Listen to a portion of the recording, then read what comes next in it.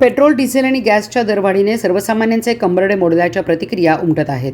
केंद्र सरकारने गॅसची दरवाढ केल्यानंतर पुन्हा पेट्रोल आणि डिझेल याची दरवाढ केल्याने महागाईचा भडका उडत आहे, अशा प्रतिक्रिया सर्वसामान्य नागरिकातून व्यक्त होत आहेत। आधीच महागाईने कहर केला आहे, त्यातच पुन्हा इंधन दरवाढीने लोक आणखी त्रस्त होणार आहेत।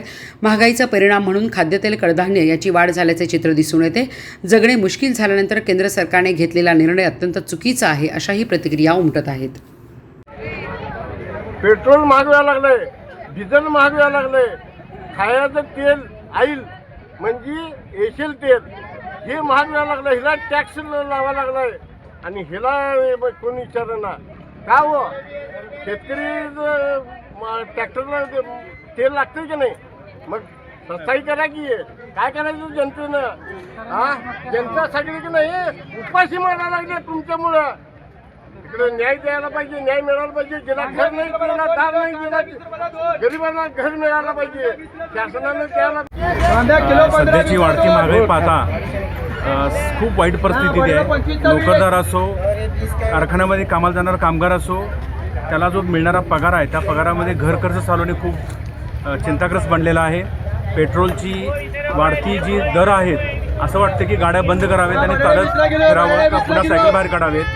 आता मी सध्या ज्या बाजारात उभारलो आहे, बाजाराची परिस्थिती पाहता जो टमॅटो 20 रुपये 25 रुपये किलो होता तो आज 60-70 रुपये गेलेला आहे। भाजीपाल्याचे सुद्धा रेट वाढलेले आहेत, वांग्याचे सुद्धा रेट हळूहळू वाढत आहेत।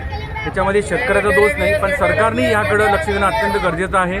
आणि जर का ह्याच्यात लवकर नियंत्रण नाही आणलं तर ह्याचा उद्रेक होईल आणि जनताच ह्याच्यातून मार्ग काढण्याचा प्रयत्न करेल।